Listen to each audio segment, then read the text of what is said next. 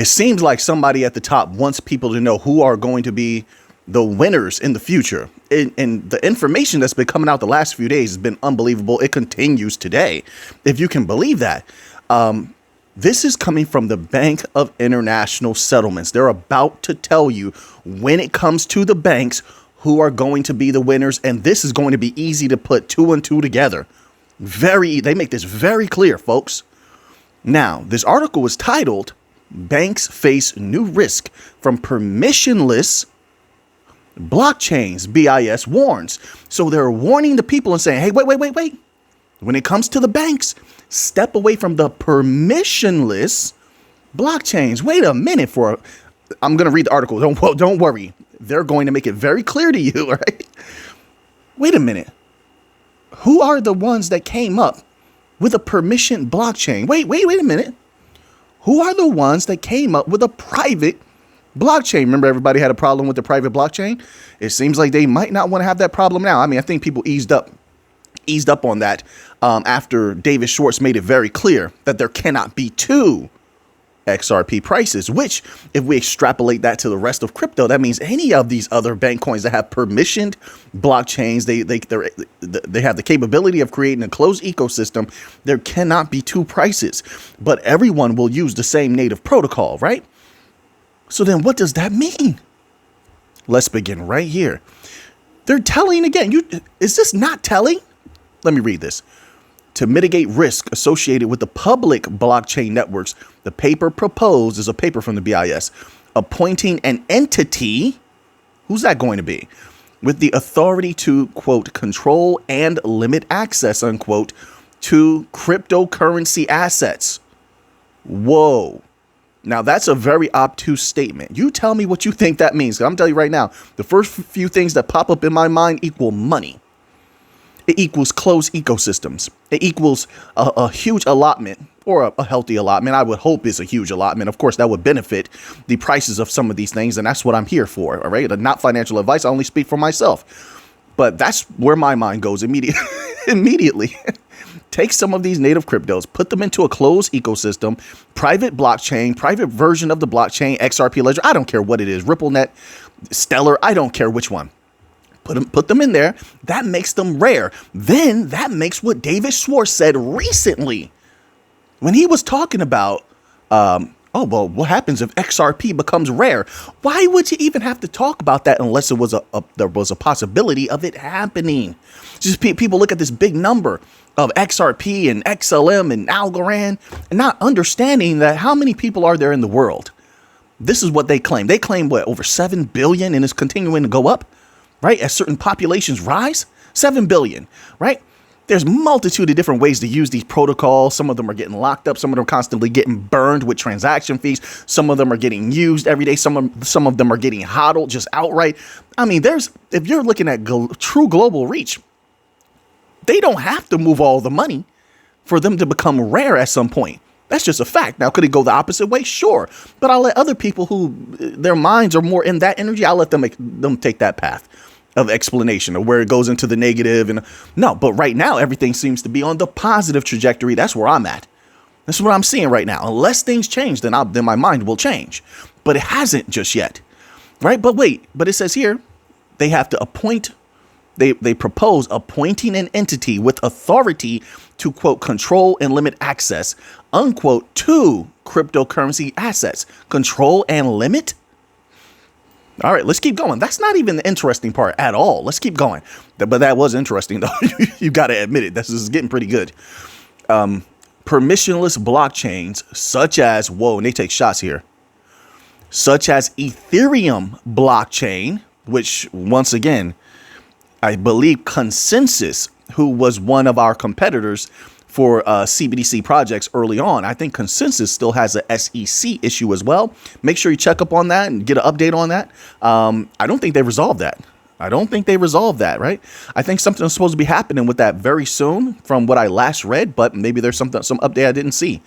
But Ethereum says such as Ethereum blockchain pose several risks that banks have yet to fully address. It's like they're moving everything else out the way. Meanwhile, Ripple and the bank coins have clarity. Right? We're about to get that payment out of the way. Just a few days left. I think that's what it is. Like a few days left, right? They had 30 days to make that payment. And then we move on to a new chapter. We're in the clear. Meanwhile, these permissioned blockchains, they're running into some trouble now. They want it to be bank coins. Maybe not. BIS says, hey, no, we're not looking at that. It says, according to a new paper published on the Bank for International Settlements website. So listen, you can go get this paper like we used to. This is nothing new. The Basel Committee on Banking Supervision, a committee of banking supervisors established by the G10 central bank governors, issued a working paper on August the 28th devoted to the risks of permissionless blockchains and potential ways to mitigate such challenges. The paper, titled, quote, Novel Risk, Mitigants, and Uncertainties with Permissionless Distributed Ledger Technologies, unquote, contains 25 pages and attempts to explore issues like governance, technology, compliance, and other risks potentially stemming from the new technology. There's probably going to be a lot more unveiled from that paper. I'm going to be reading over this paper personally so I can see if there's anything else they revealed, because for some reason lately, the people are telling majorly. We'll see if what they're telling holds true into the future. Of course, things can change. Change is the only constant. Always remember that. Also, I will be cooking up a new members only video. I had a request. My apologies. I've been a little bit busy, so I missed it for like a day, but I saw the request and I will be honoring the request from the members only section. So in the next day or so, I'll be putting out another video to answer that, to honor that request, answer those questions, right? Just get my humble thoughts on those things that were asked. It continues here. What is a permissionless blockchain? Permissionless blockchains, also known as public blockchains, are networks that do not restrict users from participating in the consensus process used to validate transactions and data. Public blockchains, with examples being Bitcoin and Ethereum, differ from permission blockchains, and look who they reference. Differ from permissioned blockchains, which is what BIS and these companies prefer, or private blockchains such as Ripple's XRP Ledger. You want to know something interesting? Now, look how much they love Ripple in the XRP Ledger. You look at something like Hong Kong, for example. You look at the Hong Kong Monetary Authority. Yes, they've been working on Project Embridge. Sure. What else does Hong Kong Monetary Authority? Who else do they work with very closely? Ripple. Who did they sit on a panel with very recently, earlier this year? With Ripple. It was Brad Garlinghouse in a financial giant representing Hong Kong. And remember, he was talking about they're not worried about volatility. He dropped that bomb. Remember that? Wait a minute. Also, with the Hong Kong Monetary Authority, I believe that's who they were working with. Ripple created their CBDC platform, both wholesale and retail. So they have both Project Embridge and they have the CBDC platform by Ripple. I wonder what's going to happen there. Interesting. But wait a minute. Hong Kong is China. Embridge, China, the UAE, Thailand. That's a lot of BRICS nations. Wait a minute. See, those who know why I'm going here, right? See, I'm addressing a little bit. I'm touching a little bit, but I'll make the video later. Wait a minute. BRICS nations. You think that system that they're putting together, whether it's by way of Bank for International Settlements or not, which that's very questionable as well. They have a great relationship with Stellar and Ripple, etc. But you think the West, United States, Europe, their allies are going to use a system that was made by a BRICS nation leader? No. Which means what? That means their system, by all measure, is siloed, which means they have to be connected. I'll leave that right there for a moment. Let's continue on. Oh, we're cooking. Oh. They referenced XRP right here in this article, at least. It says, according to the paper, banks that transact on permissionless blockchains or similar distributed ledger technologies face many risks related to operations and security, governance, legal, and compliance. Such risks include concerns about money laundering and another word I'm not going to say, right? This will get you in trouble on YouTube. Redacted financing, as well as settlement finality. The paper notes Quote, certain risks stem from blockchains, reliance on unknown third party, unknown. Look how they phrase that, which makes it difficult for banks to conduct due diligence, and oversight. Current practices for mitigating these risks remain in various stages of development and have not been tested under stress, which is why we had the sandboxes for so long, so they could test everything out in a real environment, which is similar to like what Flare is going to do with Songbird. It's a real environment. You want to roll it out first in a real environment, but it's still sort of controlled, right? That way, if anything goes wrong, you pull that back real quick. There's no real harm done before you roll it out on the Flare. Same thing here with any type of digital sandbox. It says here, you test it out in a live environment first, with live conditions first. The working paper mentioned that at least 10 members are involved in the permissionless DLT workstream, including those in jurisdictions such as Canada, Europe, France, Italy, Japan, Singapore, Spain, Switzerland, and the United States.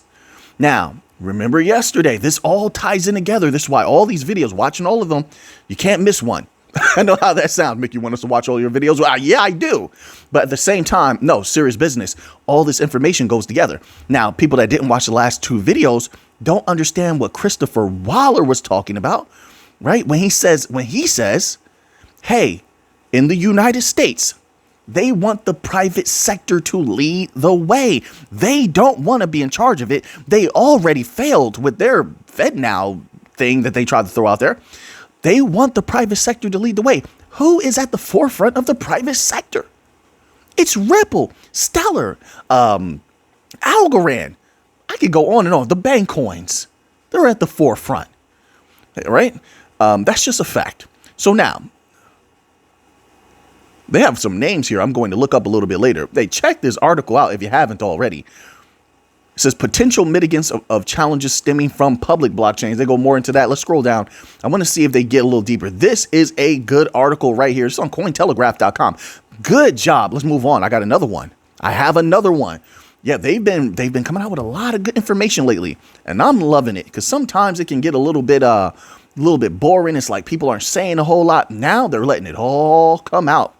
Now, this article is titled, "Blockchain is poised to overhaul the global payment systems." That's just another way to say the new financial system is coming. That's what they're saying. Who's saying this? Wait a minute. Let's scroll down. This is another report. All these reports are coming out now, unveiling the truth. These are facts, folks. All right. It says here, according to a Binance report, blockchain technology is set to transform the global payments landscape by addressing inefficiencies in traditional financial systems. Once again, they haven't remedied anything. We're in the driver's seat and we're driving a Lambo, and they're in the back seat. Not like someone who's getting chauffeured around, but like children in the back seat. We're in the driver's seat, folks. It's a beautiful time to be alive, in my humble opinion. Listen, what is it? It's darkest before dawn. Always remember that. Darkest before dawn, and dawn is coming. The Binance research report. You know how many high-paid researchers they have on their team? Some of the best of the best. All right. They know what they're talking about. The Binance research report highlights that while current payment methods such as Visa and MasterCard, listen, Visa has so many ties to the bank coins. They're integrated with FIS. FIS is on the what's that thing called?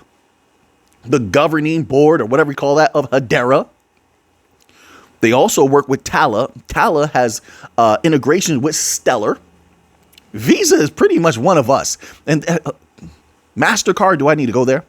But it says here, offer the convenience of near instantaneous payment authorization.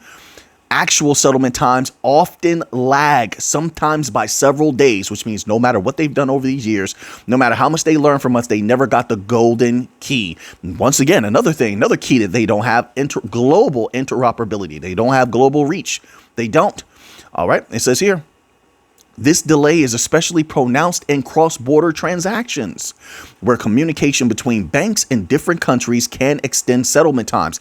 So they haven't made any progress all this time. They've been working on things. We've been reporting on their works with the bank coins for years. And Visa definitely let it be known they wanted to go after B2B, cross-border payments, business to business. They have not succeeded in dominating in that sector. They do not have the golden key. Who does have the golden key? The bank coins. Who is getting support from federal representatives that are saying the private sector should lead the way? The bank coins. Who is getting support from massive banks that are saying the private sector should lead the way? The bank coins. Bank for International Settlements has been saying that for years. The private sector should lead the way. The Fed representative Christopher Waller has been saying the private sector should lead the way. Who's the private sector? That's us. All right, let's keep it going.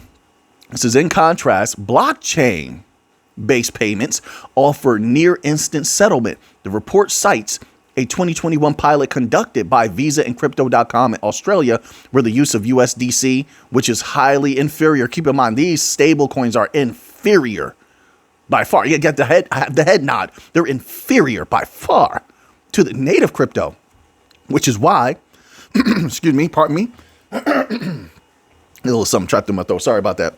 I get a lot of pollen up in here sometimes. Like I got my stuff is like all right here, like for like the yard. So like my plant watering cans for the garden are right here, and they got pollen all on them and things like that. I got to go out and take care of the garden, you know. So sometimes it's a little pollen makes it up in here, get me messed up. So anyway, but we remembered them doing these experiments. The native tokens are much faster, which is why Ripple said that the stablecoin can only complement XRP. XRP is the best of the best, the fastest, provides liquidity. It can do so many different things. It's so integral to the XRPL. It's unbelievable. It says here, my humble opinion. You want another one? Someone to go in the opposite direction? You know, something pessimistic. There's those who offer that. That's not my way. That's not what I do. You can't expect me to not be myself.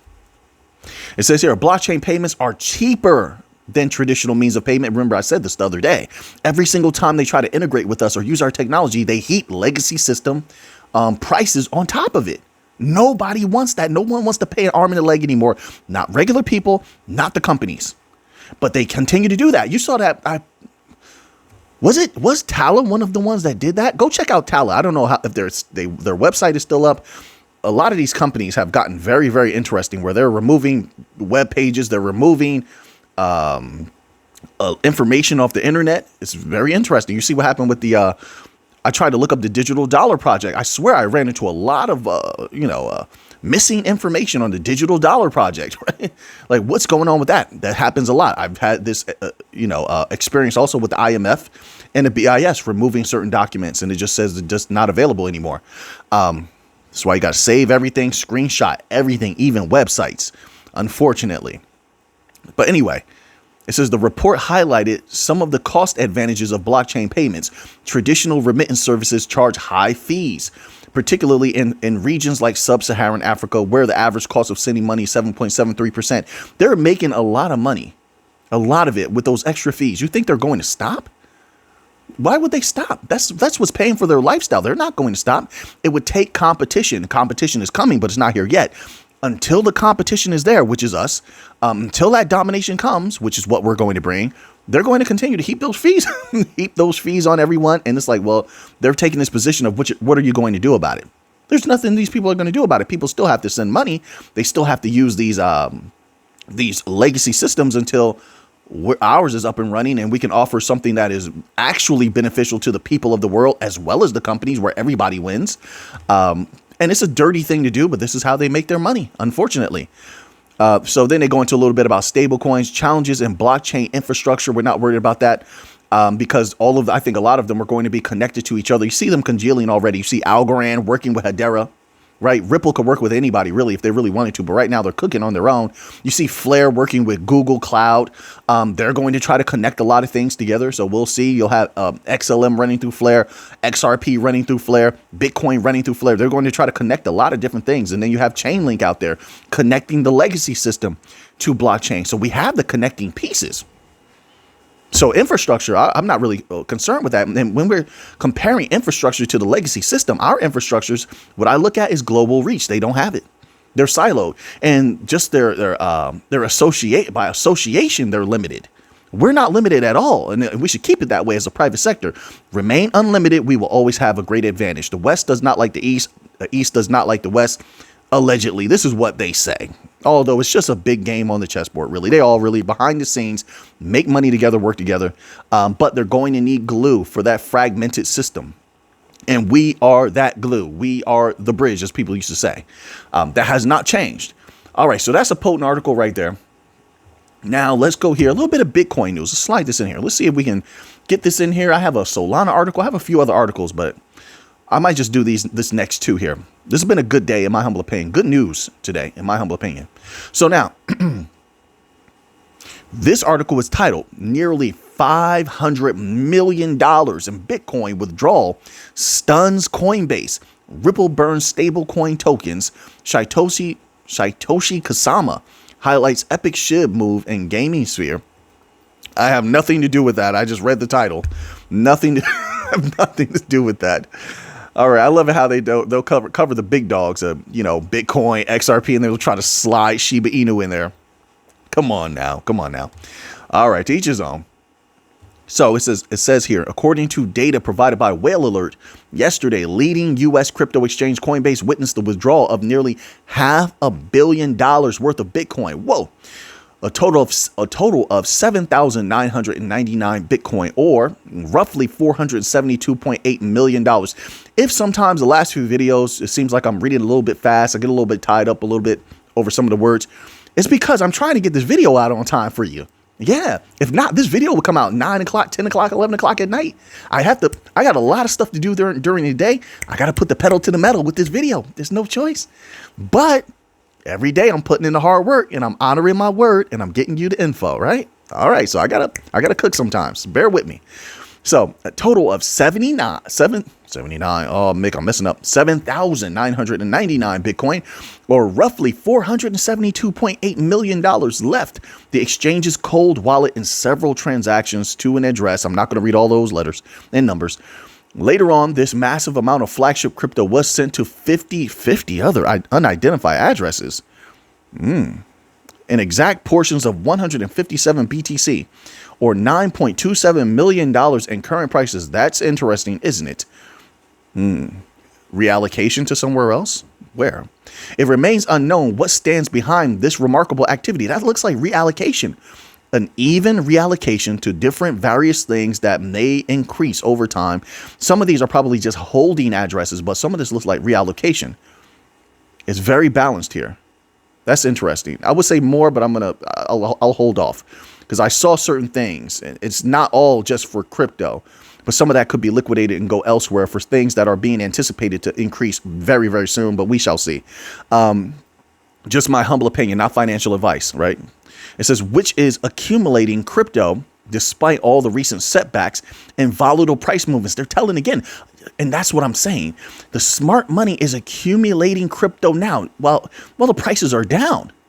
Massive amounts of it quietly see, it's not always like this, where it's a massive amount and then they break it into smaller pieces. No, what I'm seeing is, and I'm not saying that's what happened here, but I'm using it as an example. What I'm seeing is a lot of big money individuals collecting small amounts here and there in multitudes of wallets. But when you add it up, it's a huge amount. They're doing that so people are not hip to what's going on. So people are not using Whale Tracker and watching watching that massive movement and then taking actions based on what they're witnessing. No, if people are saying 157 BTC as an example, another 157 here, another 150, it doesn't really make anyone's radar. It's a very, very good strategy if you want to fly below the radar, but accumulate a lot of crypto. That's what people don't get. So when these prices go down on things like Bitcoin, XRP and stuff, look at the small amounts, a multitude of small amounts getting accumulated. Sometimes it's one entity. It's not an individual. It's not a bunch of individuals. It's one entity with a bunch of accounts, a bunch of wallets, whatever you want to call them. Very good strategy, right? We're still in a nascent phase, folks, and they're anticipating a massive explosion, especially if harsh times come. Harsh times come, Bitcoin may explode. Gold will definitely explode. 100%, my humble opinion. Not financial advice. When I say stuff like that, I gotta say not financial advice. You know, I'm not trying to get anybody amped up. I'm just speaking for myself. Let me speak for myself. But gold would definitely go up. Silver will go up. Silver so suppressed right now. It's just waiting to go boom.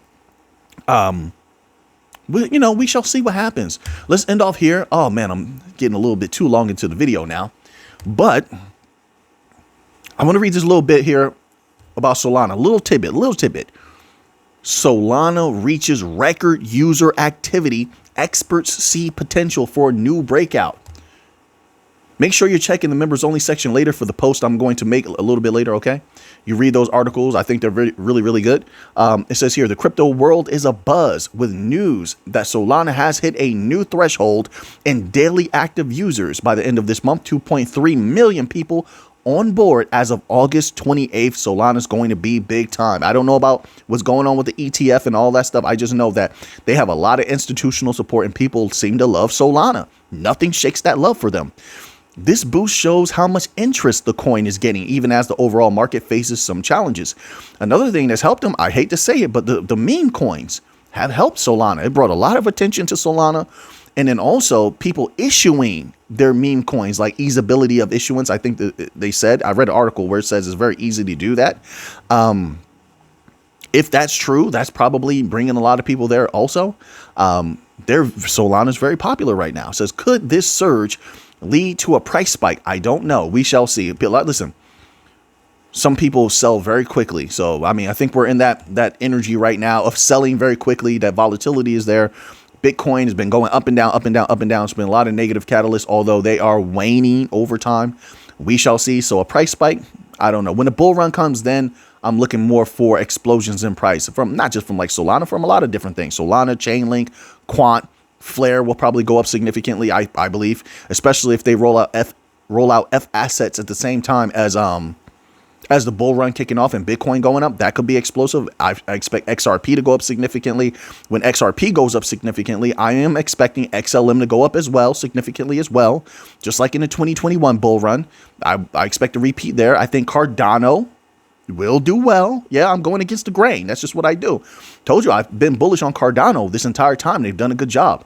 I think they'll go up again. Polygon will do well also. We'll see how Algorand does. I believe they'll do well also. They've been doing a good job building things. So now that you have that information, what are you going to do with it? I know what I'm going to do with it. So until next time, everybody, let's get to the money.